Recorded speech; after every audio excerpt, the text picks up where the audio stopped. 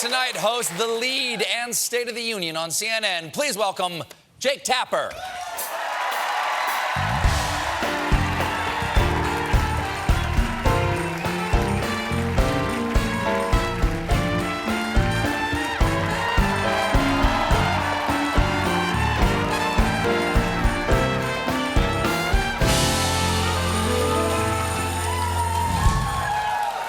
Wow. Jake, good to see you. That's nice. You get that every night, huh? Yeah. When Only I walk when out you're on, here, Jake. When I walk out on my Only set, when you're it's here. very quiet on my You set. got to get an audience on your I don't set, have an Jake. audience on my set, just a crew. That, Jake, and they hiss. I have something for you. What's that? Oh, man. That's Jake, an apple. That's an apple.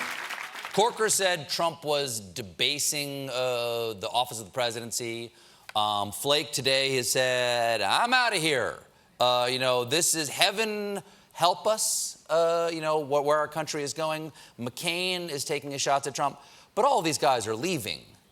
Is this an act of defiance or is this an act of surrender, in your opinion? Well, first of all, we should, to be fair, Flake and McCain, I don't think voted for Trump, and they made their opposition to Trump fairly clear last year. I mean, not as vociferously as they're making it today, but I think McCain said after the Access Hollywood video came out that he wasn't going to vote for him, and I think Flake did the same.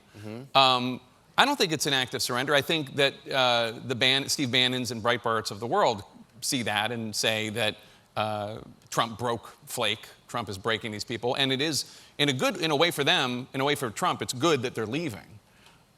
But I think we're in a different period right now. I've been reading a lot about the 50s lately, and there was a period, Joe McCarthy started in the late 40s, his crusade of indecency and smears and lies. And, President Trump and Joe McCarthy are very different historical figures, but there is something similar. They say history doesn't repeat itself, but it rhymes. And when you read about that era, Joe McCarthy was doing indecent things and lying for years and years with Republican senators and Democrats not saying anything. And there were people like Senator Margaret Chase Smith of Maine and others who stood on the Senate floor and condemned it. But mostly, people were quiet. And history looks back at that time and says, boy, what a bunch of wusses. They were wrong. And I think when Senator Jeff Flake today said that, there's going to be a reckoning. People are going to look back at this era and say, what were you doing with all, it's not McCarthyism, but it's something else, all this indecency and all these lies? What did you do during that time? It's something I think about all the time as an interviewer and as a broadcaster. It's important, there aren't two sides when it comes to the truth. There's one side, the truth, and then there's...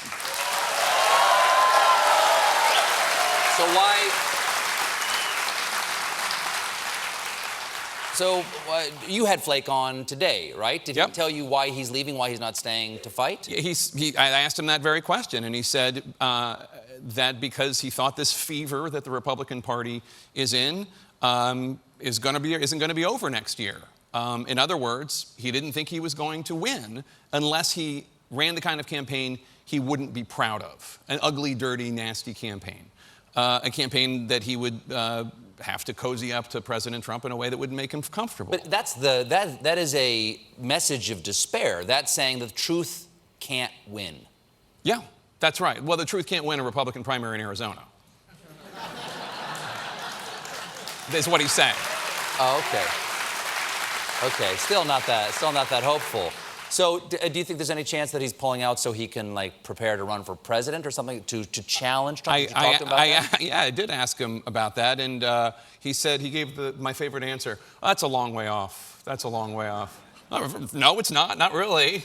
Donald Trump is raising money. I mean, I can tell you that I'm not going to run for president in 2020, but he wouldn't say no. But the door is open, Jake, right? For me? The door is open. No, the door's for you. closed. No one was saying anything about you running for president until you brought it up right now. And now it's out there, Jake. I mean, you have to admit, it's out there now on a national program that talks about politics a lot. That just came out. I didn't have to pry that out of you, Jake. Stephen. Jake, you know what that is? That's an apple, Jake. Don't banana me, Jake. Don't you banana me. I have no plans to eat that apple. Okay. Currently. Would you eat a currant? Okay, so does your McCarthy metaphor have any hope to it? Well, ultimately, McCarthy imploded. Ultimately, somebody stood up to him and said, at long last, Senator, have you no shame? Trump has no shame. We already know the answer to that one. You can't shame him into some bad position. He'll continue without thought, continue to lie to maintain his power and his position.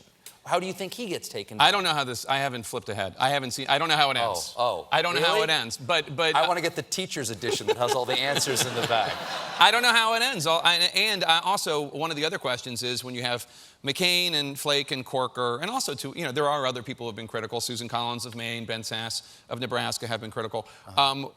Does that mean there's going to be this big rush of Republicans to come out and say what they really think and condemn the fact that we are being treated as a nation to more lies and indecency on a daily basis from this White House than we are used to? I mean, and I always say I never bet on courage in Washington, D.C., and I never bet on politicians being candid and saying what they really think. So I on camera. On camera, right? But who knows? I mean, do you hear things backstage? Like, do you hear things off camera, like that are there things you would like to be able to tell us that senators or congressmen or members of the administration have said to you that are off the record that you go like, oh Lord, I wish they would say that out loud? Yes, but I will tell you this, and this won't come as any surprise to you or your viewers or your audience, but there are people, both the Republicans on Capitol Hill and also Republicans in the administration, who feel as though this situation is what it is. It's not going to change anytime soon. So the best they can do is try to steer it in the right direction. And I think that's one of the reasons why you have people in the administration like James Mattis, the Secretary of Defense, or H.R. McMaster, the National Security Advisor, et cetera. Bob Corker basically said that he had been trying to do that as the chairman of the Senate Armed Services Committee, as somebody who was pro-Trump during the campaign, but he's finally just giving up, that he can't be the ballast in the ship anymore, that it's rocking too much, and who knows where it's headed. But there are people in the administration who feel like, I mean, everybody sees what's going on. I mean, but some people feel, okay, but this is what we need to do, and he's the president, and we need to steer the ship in the right direction. Bill O'Reilly took a poke at you a couple of days ago, and you responded with lightning speed. You tweeted this. He tweeted this at you. Sean Hannity kicking serious butt in ratings. Tapper on CNN as low as you can go. Within 10 minutes. Which, by the way, just fact check. Like, our ratings are fine. He just wanted to take a shot at me because I had been mentioning him as a sexual predator on air when we were covering the Harvey Weinstein scandal. We also pointing out that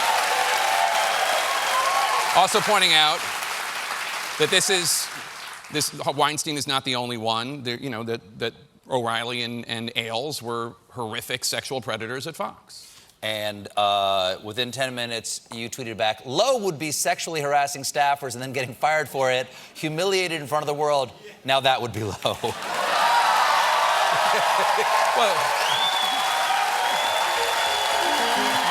I don't even know what to ask about this.